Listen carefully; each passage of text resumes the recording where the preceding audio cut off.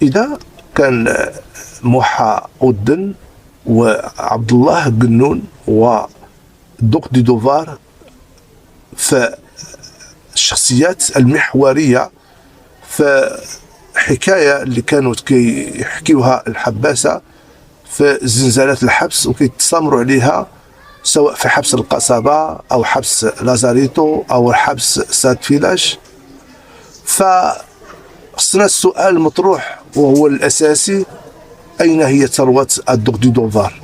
ونرجعوا نقولوا لماذا لم تفتح لحد الساعة تحقيقات جادة ومسؤولة حول مصير ومآل ثروة ووصية الدوق دي دوفار؟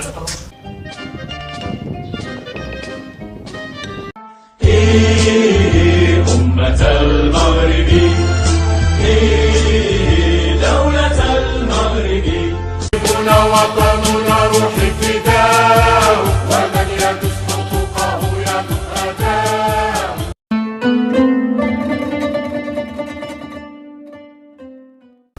بسم الله الرحمن الرحيم. الحمد لله رب العالمين. في مارس 1953 توفي إغناسيو دي فيغوروا إي بيرميخيو بعدما كان قد جاء إلى مدينة طنجة أواسط العشرينيات من القرن العشرين، وجاءها جريحا مصابا بجروح بالغة جراء مشاركته في الحرب الريفية الإسبانية.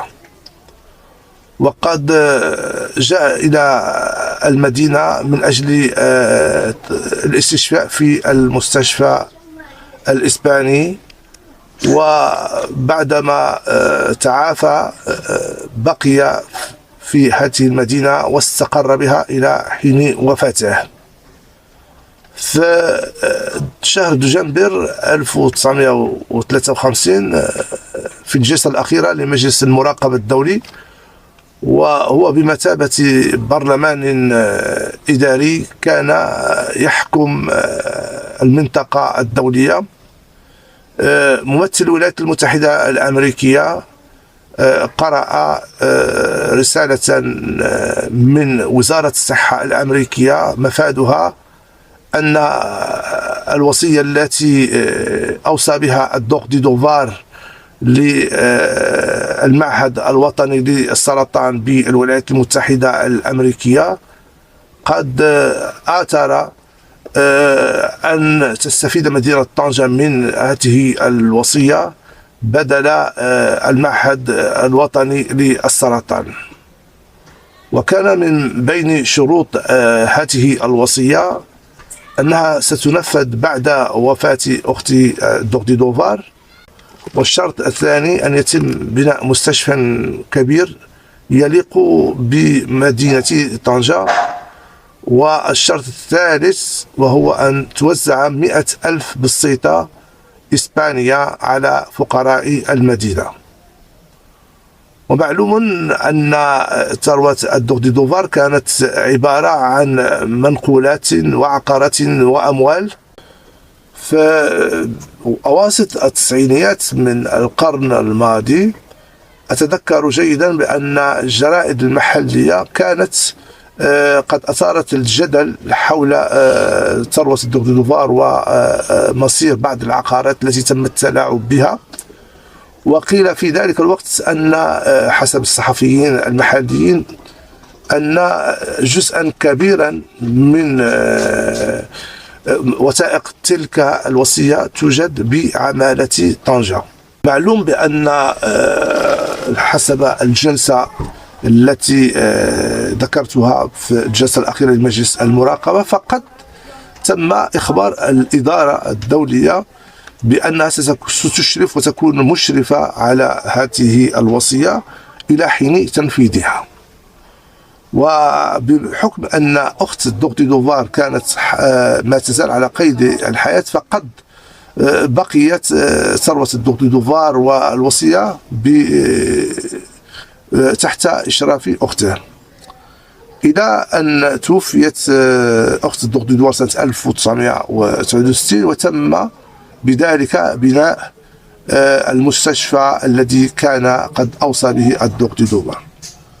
غير أن ثروة أو المتعلقات والمنقولات بما فيها تحف فنية ولوحات فنية لبيكاسو ودالي وغيرهم من كبار الرسامين، وبعض المجوهرات الثمينة والأوسمة كذلك، لم يعرف لها طريق إلى حدود الساعة. بينما وجد عقارين، واحد بمدريد قد باعته جماعة طنجة ب2.8 مليون يورو، وعقار بألافا ما زال باسم مدينة طنجة. في يونيو 1956 سوف تدخل مدينة طنجة فما يعرف بالفترة الانتقالية لنيل الاستقلال من النظام الدولي. وكان قد تم اختيار العلامة الشيخ عبد الله قنون بحكم أنه شخصية وطنية وشخصية معروفة وشخصية ذات مصداقية، فقد سلم رئيس ومدير المنطقة والإدارة الدولية كل المتعلقات لعبد الله قنون بما فيها متعلقات وصية الدوق دو دوفار.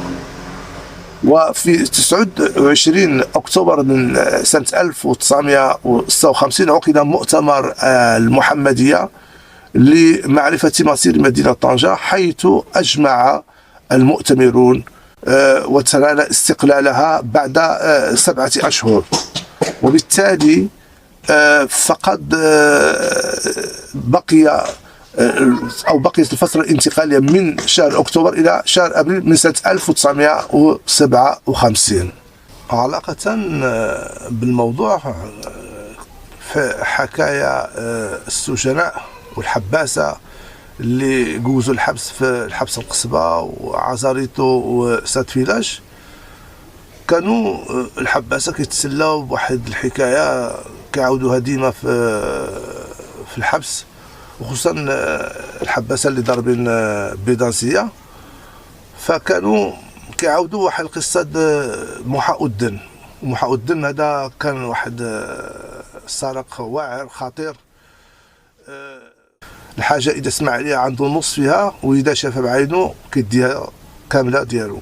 اللي تلقاوه في 57 و 58 الى حدود الحبس في 82 83 في الحبس سات فيلاج، كانوا كيقولوا باللي هو اللي سرق المتعلقات الدوق دو دوفار، وخصوصا من المجوهرات والصولجان وبعض الأوسمة اللي كانت مودعة عند الشيخ عبد الله قنون. فإذا كيفاش جات هذه العلاقة محا الدين مع الدوق دو دوفار مع عبد الله قنون؟ في الواقع أن الإدارة الدولية كيف ما قلت سلمت السلطات وسلمت المتعلقات أو ما تبقى لها للعامل الأول اللي هو عبد الله قنون. وبحكم أن عبد الله قنون كانت عنده مكانة كبيرة في البلاد، وكان من من الأهالي، حكم أنه من الوطنيين وله الاحترام وكان شبه الإجماع عليه، فكان بعض المتعلقات قيل أنها بقيت عنده أمانة إلى حين أن تنظيم السلطة إداريا لتسليمها للإدارة المكلفة. فبالتالي أنا عبد الله قنون، وبحكم أنه كان كيسكن في القصبة، فمحا الدين كان كيسكن في أطراف المدينة، وقالوا بأنه ملي كان سمع على هاد القضيه هذه كان جاء وكرا واحد المحل في القصبه وبقى تما لفتره زمنيه. وعبد الله قنون كان كيمشي ويجي للرباط بحكم ان المسؤوليه ديالو بين الاداره الترابيه والمحليه والاداره المركزيه. فواحد النهار ملي رجع عبد الله قنون من الرباط جبر ان المتعلقات الدوق دو دوفار قد اختفت او قد سرقت منه. وبعد ما تعمل واحد التحقيق بأن محا الدين اللص المعروف والخطير جدا كان يسكن القصبة يعني ما بين أكتوبر سنة 1956 وشهر أبريل سنة 1957. فهنا شبروا موحى أذن وبداو كيحققوا معه، ولكن دون جدوى، لأن قال أنه هو ما عندوش اطلاع على هذا الموضوع ولا عنده حتى فكرة عليه. ومن ثم كانوا حكموا عليه مدة طويلة، وبقاو كيجيو عنده يعني البوليس كيجيو عنده وكيحاولوا يتفاوضوا معه في الحبس باش يقول على مكان تلك يعني المتعلقات التي تمت سرقتها.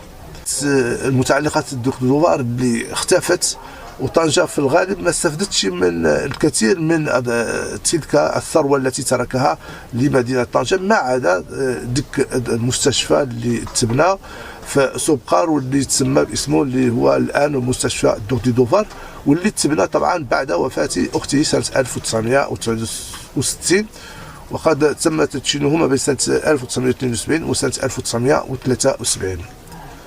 ولكن السؤال مطروح، واش فعلا موحى أذن سرق المتعلقات اللي كانت عند عبد الله قنون، واللي كانت هي المتعلقات الخاصة بثروة دوق دي دوفار، أو أن هذا نسج خيال، أو أن موحى أذن فعلا سرق هذه المتعلقات ولكن سرقها من الأخت دوق دي دوفار؟ في الحقيقة لما كنرجعوا إلى الوثائق وكنلمسوا بعض الأدلة، فكنشوفوا أو كنلمسوا بعض من الأدلة الواضحة بأن الإدارة الدولية أولا، وخصوصا في جلسة مجلس المراقبة ممثل الولايات المتحدة قال بأن تنفيذ الوصية متعلق بوفاة أخت الدوق دي دوفار، بمعنى أن كل المتعلقات بدوق دي دوفار فقد بقيت عند أخت الدوق دي دوفار، وليس كما قيل بأن جزء من تلك المتعلقات ذهبت إلى الإدارة الدولية ثم ذهبت من بعد الإدارة الدولية إلى